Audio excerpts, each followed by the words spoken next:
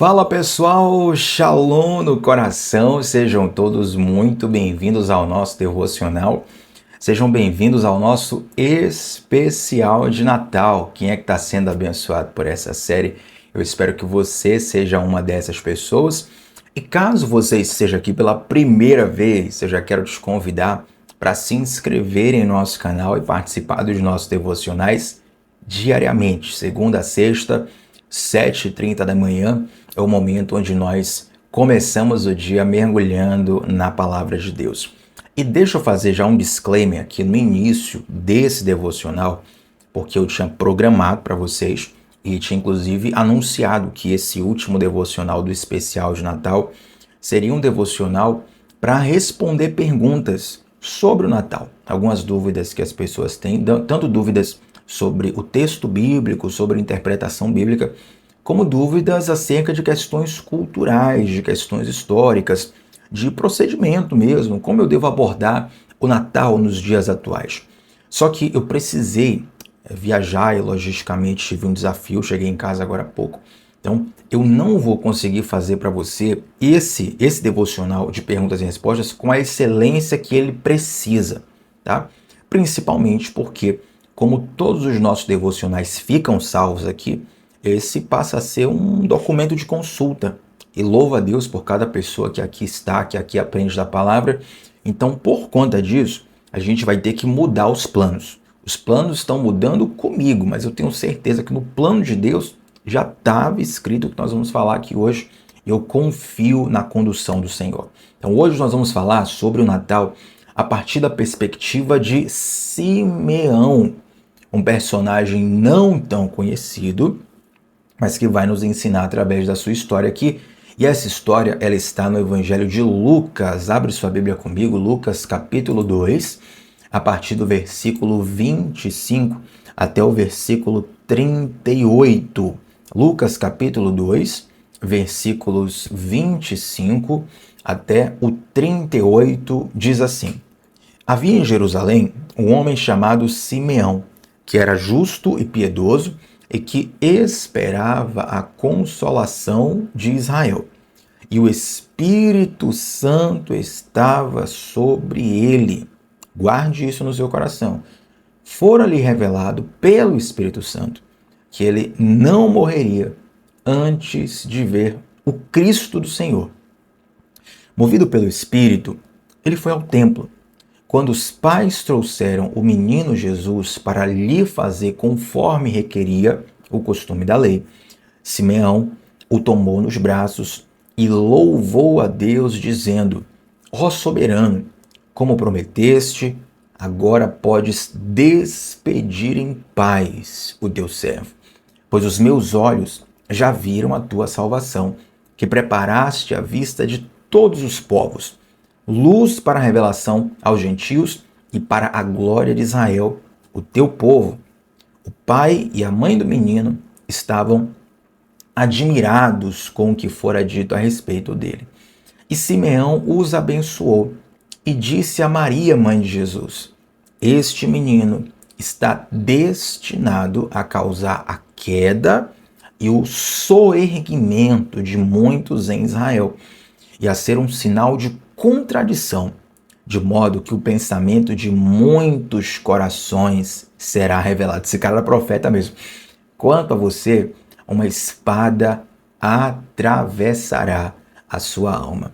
Esse texto, esse termo aqui, inclusive, quero pausar a leitura agora só para comentar com você. Esse termo, quanto a você, uma espada atravessará a sua alma. Isso aqui daria um devocional por si só.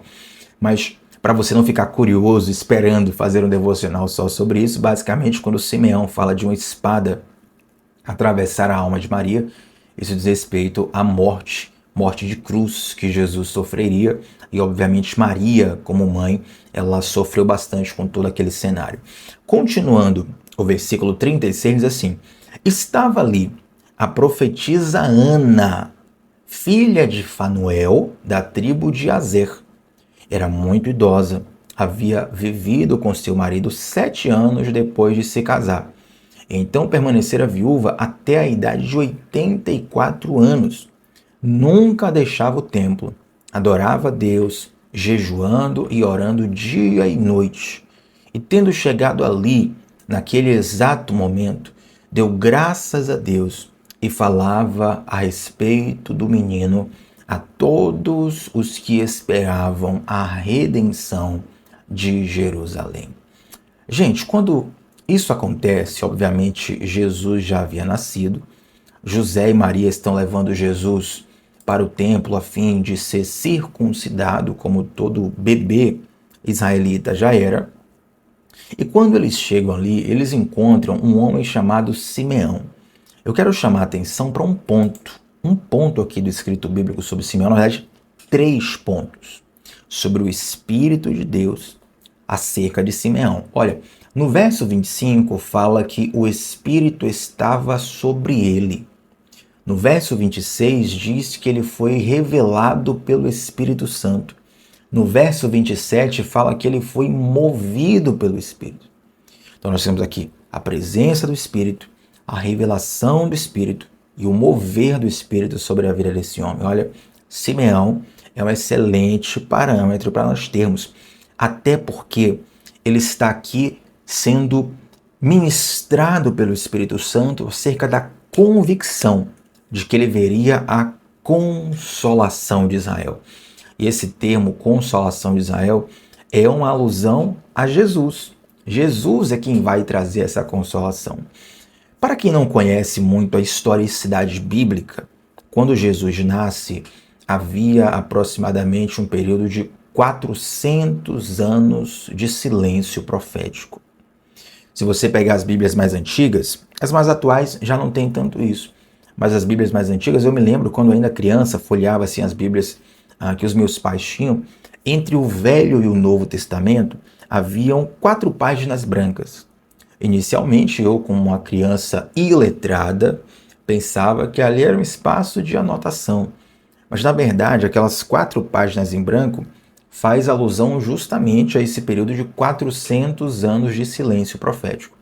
Imagina você viver e fazer parte de um povo que foi moldado na base profética, que foi moldado vendo grandes homens se levantarem para dizer: assim diz o Senhor. Mas aí você está num período de seca profética de 400 anos. O que é que você espera de uma pessoa que vive num cenário de 400 anos de silêncio profético? Provavelmente você espera frieza. Provavelmente você espera desconexão de Deus. Provavelmente você espera incredulidade. E assim estavam muitos. Mas Simeão não. Mesmo depois de 400 anos de silêncio profético, ele sentia a presença de Deus, ele ouvia a voz de Deus e ele era movido pelo Senhor e ele aguardava ver com os próprios olhos a consolação de Israel. Deixa eu dizer uma coisa para você.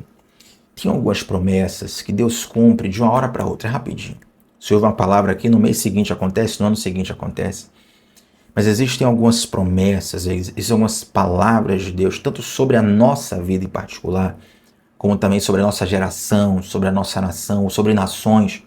Essas palavras, elas muitas vezes demoram, digamos assim, mais tempo do que a gente gostaria. Deixa eu te lembrar que o tempo de Deus é perfeito. Deus não falha no tempo. Existe uma frase que é utilizada para nós falarmos da justiça dos homens. A gente fala assim: a justiça tarda, mas não falha. Deus, ele não falha e ele não tarda. Ele chega no tempo perfeito. Eu te convido a confiar nas promessas do Senhor, mesmo que elas pareçam tardias. Já não se levantava profeta há 400 anos em Israel, mas a convicção desse homem era que ele veria a consolação de Israel. Não era uma convicção baseada numa mera emoção, não era uma convicção baseada em torcida, era uma convicção gerada pela direção do Espírito sobre ele. Eu retorno isso, verso 25. O Espírito Santo estava sobre ele. Verso 26. Fora-lhe revelado pelo Espírito, ou seja, o Espírito estava sobre ele, o Espírito falava com ele. Verso 27. Movido pelo Espírito, ele foi ao templo. O Espírito Santo direcionava ele e ele seguia essa direção do Espírito. Eu sempre digo que não é muito difícil e nem é muito raro. Acredite se quiser. Não é difícil e nem é raro Deus falar conosco. É raro, muitas vezes, infelizmente, nós seguimos a direção de Deus. Simeão sentiu do Espírito uma direção para seguir ao templo e aquela obediência simples, ela gerou um resultado espetacular. Ela gerou o resultado da espera de toda uma vida. Às vezes Deus fala com você de forma simples, mas você despreza e por desprezar perde a chance de viver algo que poderia mudar toda a sua vida, que poderia valer por toda a sua vida. Tiago, como assim Deus fala de forma simples, Deus fala de forma espetacular? Em alguns momentos, Deus fala conosco de uma forma que mexe muito com as nossas emoções, muito fortemente. Isso nos marca com mais facilidade. Em outros momentos, Deus fala conosco de uma forma espetacular, de uma forma assim muito diferente do normal. E é natural que esses momentos, esses episódios, nos marquem muito. Mas a grande maioria das vezes que Deus vai falar conosco, Ele vai falar em simplicidade. Muitas vezes a voz de Deus vai chegar para nós como uma impressão no Espírito. É como se fosse, eu vou te dar um exemplo para você nunca mais esquecer. Às vezes a voz de Deus é como um pensamento que passa na janela da sua mente e logo se vai. Imagina que você tenha pensamentos sobre várias coisas. Sobre futebol, sobre culinária, sobre relacionamentos amorosos, sobre política, sobre entretenimento. E esses pensamentos, eles passam na janela da sua mente. Poxa, quem será que Carlo Ancelotti vai convocar para a Copa do Mundo? Poxa, será que o meu time vai fazer tal contratação? Olha, aquele restaurante, eu quero experimentar um dia aquele prato que eu vi no Instagram daquele restaurante. Será que fulano de tal vai aceitar aquela proposta empresarial que eu fiz para ele? Vários pensamentos vão passando na janela da sua mente. Em alguns momentos, a voz de Deus vai parecer com esse tipo de pensamento, com esse pensamento que você pensa, não, é só um pensamento solto. Muitas vezes é Deus. É Deus falando, testificando, confirmando. Tiago, como é que eu vou saber que é Deus? Passo de fé. Os seus passos de fé vão confirmar a voz do Senhor. Então, Simeão, eu sinto de Deus que eu devo parar por aqui, mas eu sei que Deus está falando muito com muitas pessoas nesse momento. Eu vou parar, no caso, a explicação, a devocional, a gente continua, tá bom? Verso 27, ele movido pelo Espírito vai ao templo e a Bíblia diz que lá ele encontra José e Maria levando Jesus para ser circuncidado, para ser consagrado ali, apresentado ao Senhor. E Simeão, ele toma esse menino Jesus nos braços, né, e ele louva a Deus. A gente vai ver do verso 29 até o verso 32, ele vai entoar aqui uma espécie de cântico, de celebração, de louvor ao Senhor. Ele tem a exata convicção de que ele não está apenas segurando um bebê comum. Ele está segurando nas suas mãos ali o Salvador do universo. Eu tenho essa curiosidade, sabia? Acho que quando eu chegar no céu, eu vou pedir a Jesus para ele, olha, Senhor, me dá uma forma e me explica como era a sensação de segurar um bebê no colo e saber que aquele bebê iria salvar o mundo. Uma coisa é você ver Jesus adulto andando sobre as águas, transformando água em vinho, multiplicando pão, parando tempestade, ressuscitando mortos, curando enfermos. Outra coisa é você olhar um bebê que talvez só sabia chorar naquele momento, não sabia nem falar as palavras no próprio hebraico, no próprio aramaico. Mas aquele bebê era o Salvador do mundo. Certamente foi uma experiência ímpar. E quando Simeão ele pega esse garoto nos braços, ele fala assim, esse garoto, ele vai ser verso 32, revelação aos gentios e para a glória de Israel, teu povo.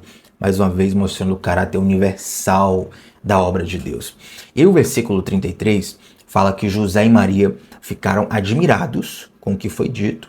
E talvez você se pergunte assim, Tiago, José e Maria, mais do que ninguém, eles sabiam que Jesus era um bebê especial. Por que eles ficaram admirados? Eles não ficaram admirados por Jesus ser alguém especial. Eles ficaram admirados com o fato de ter um homem no templo, naquele dia, que estava justamente esperando o nascimento de Jesus e que foi ali movido pelo Espírito com a convicção de que naquele dia ele encontraria o menino Jesus no templo.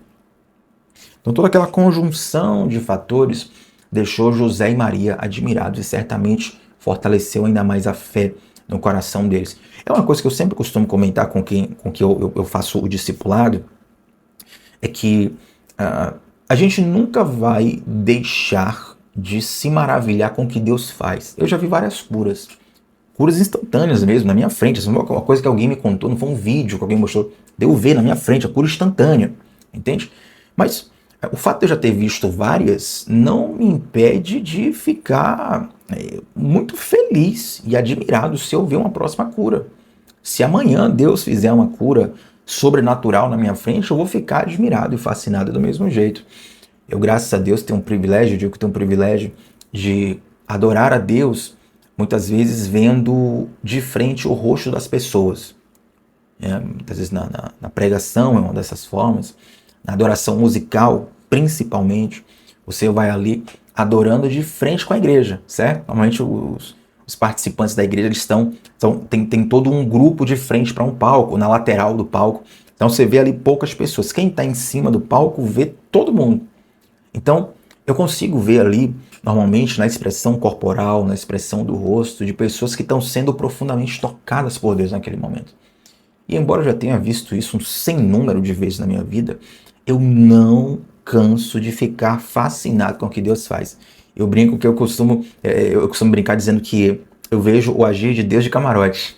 E essa é uma das melhores partes de pregar o evangelho, de cantar canções, sabe? Você vê de frente ali o agir de Deus, como que de camarote você está vendo Deus agir no coração de alguém, na vida de alguém naquele momento.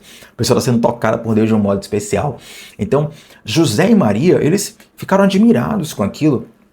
E aí, no verso 34 e 35, Simeão vai ser usado por Deus para confirmar a vida de Jesus. Mas esse garoto vai ser bênção.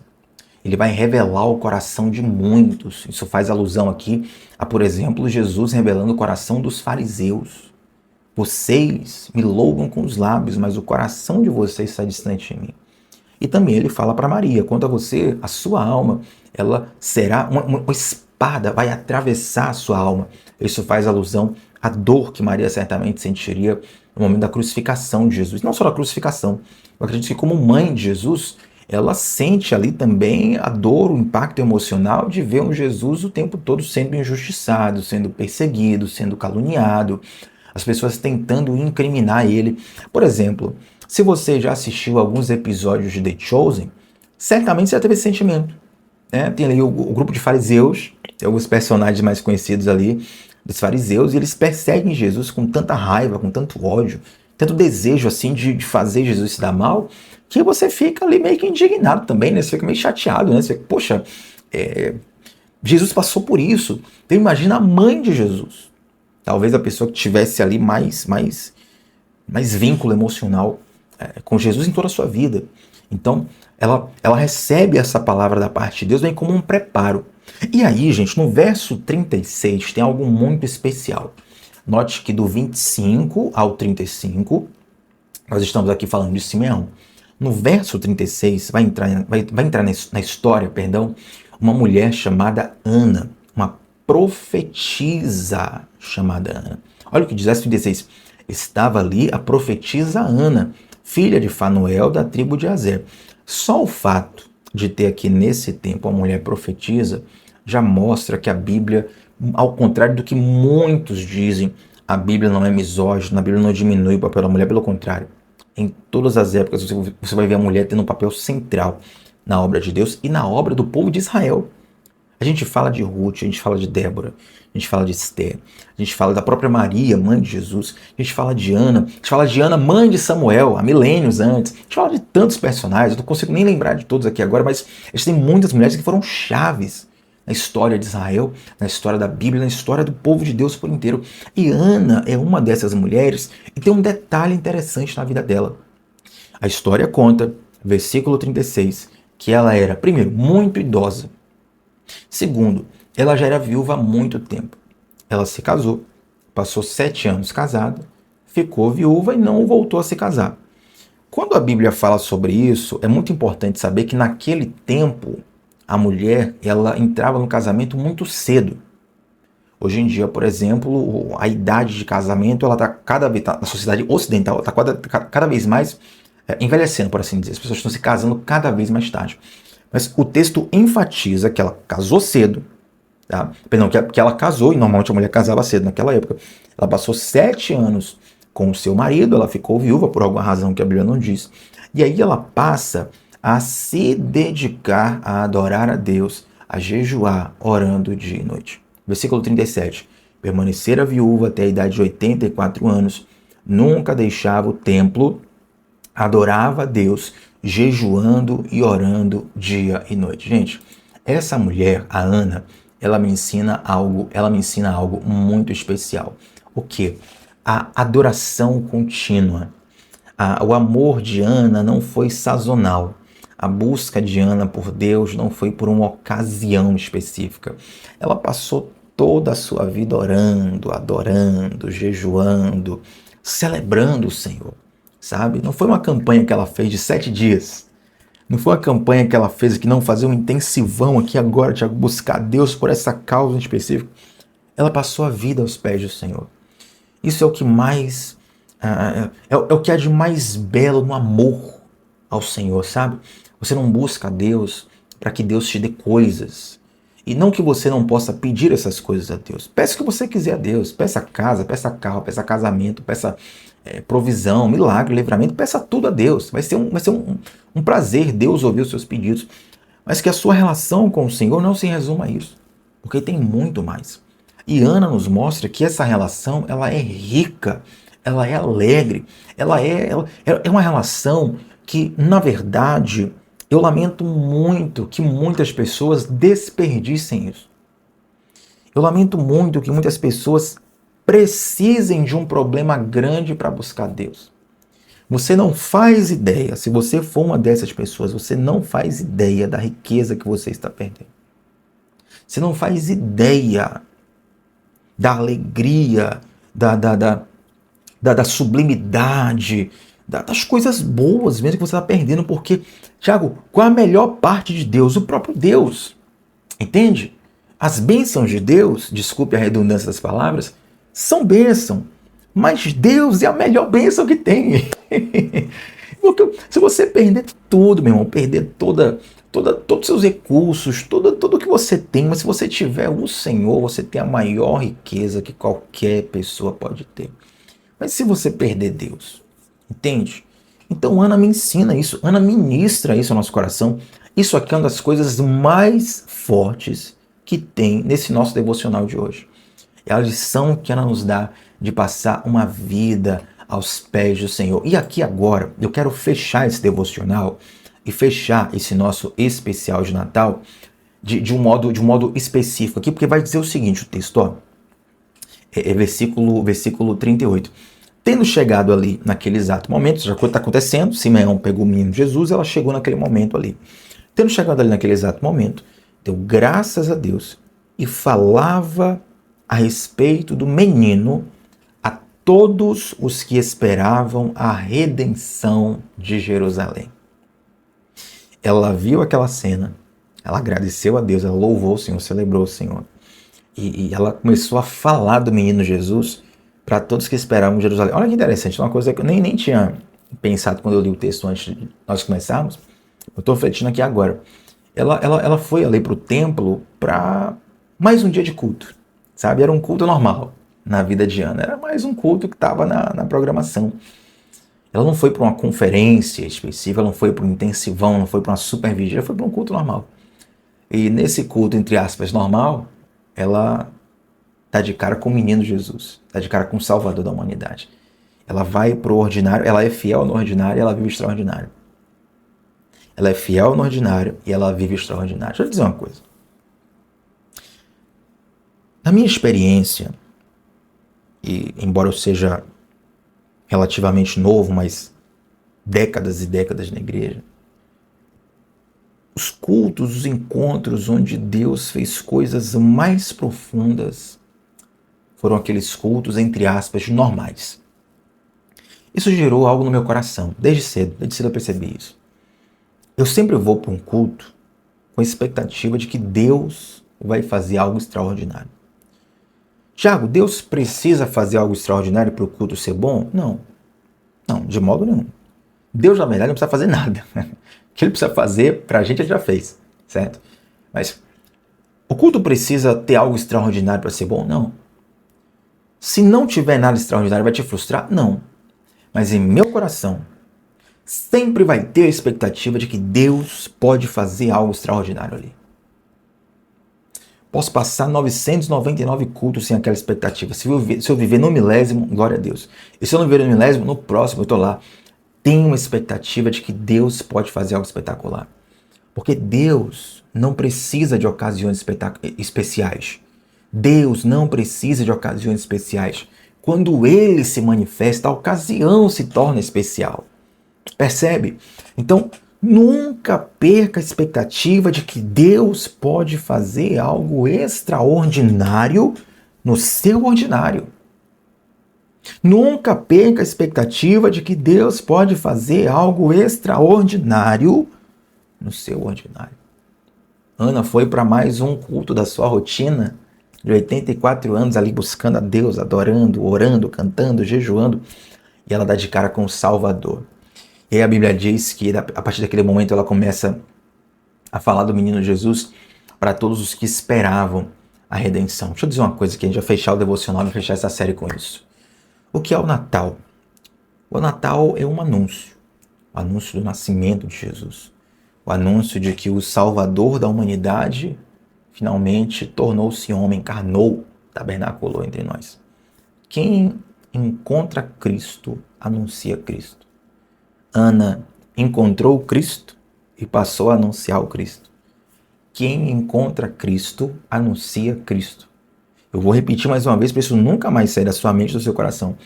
Quem encontra Cristo, anuncia Cristo. Quem encontra Cristo, anuncia Cristo. Quem encontra Cristo, anuncia Cristo. Tem uma frase de um determinado autor que me falha a memória agora. Ele diz assim: se você vê pessoas indo para o inferno e você não se incomoda com isso, provavelmente você está indo para lá também. De fato, quem encontra Cristo não consegue viver sem falar desse Cristo. Esse resultado que aconteceu na vida de Ana é um resultado que precisa acontecer na nossa vida. E o Natal é uma excelente oportunidade disso. E nós somos mais privilegiados ainda que vivemos numa cultura que é cristã. Nem toda cultura é como a nossa. Nós vivemos numa nação que é culturalmente cristã e nos proporciona essa oportunidade, essa ocasião de anunciar Jesus, o Salvador da humanidade. Faça desse Natal e de todos os natais um palco da glória de Deus, não um palco seu, um palco da glória de Deus, um lugar onde Deus vai comunicar o amor dele através da sua vida. Você pode fazê-lo através de um presente especial que você dá. Você pode fazê-lo através de envolvimento com ações sociais, e tem muitas no Natal. Acho que o Natal deve ser a principal data para ações sociais no Brasil inteiro, no mundo inteiro, no mundo ocidental pelo menos. Você tem a oportunidade de comunicar o amor de Jesus através de uma palavra. Você tem a oportunidade de expressar esse amor do Cristo de várias formas. Porque quem encontra Cristo, anuncia Cristo. Quem encontra Cristo, anuncia Cristo. O Salvador nasceu. Como diz a poesia do profeta Isaías, o menino vos nasceu, um filho se nos deu. E o principado está sobre os seus ombros. Jesus Cristo, o Salvador. Assim como Simeão, como os olhos de Simeão viram a consolação de Israel. Como Ana viu a redenção de Jerusalém com seus próprios olhos, nós podemos celebrar Jesus, o verdadeiro sentido do Natal. Amém, gente? Eu quero orar com você para fechar esse especial de Natal. Eu tenho certeza que se você esteve aqui desde o nosso início, você foi abençoado em todos os devocionais. Se você chegou aqui hoje, se inscreve no canal, mas revisita os devocionais anteriores, porque eles vão falar muito profundamente com você. E eu quero te fazer um pedido especial, que você compartilhe esse devocional com alguém que Deus tocou no seu coração. Clica no compartilhar, manda esse devocional para essa pessoa. Talvez você vai mandar ali para 10 pessoas, 9 não vão nem clicar. Vão dizer assim, poxa, mais um vídeo enviado por fulano de tal. Mas uma pessoa que vai abrir o vídeo, Deus vai falar com o coração dessa pessoa. Essa pessoa pode ter a vida mudada, transformada, através de simples gesto. de compartilhar uma transmissão, compartilhar um devocional.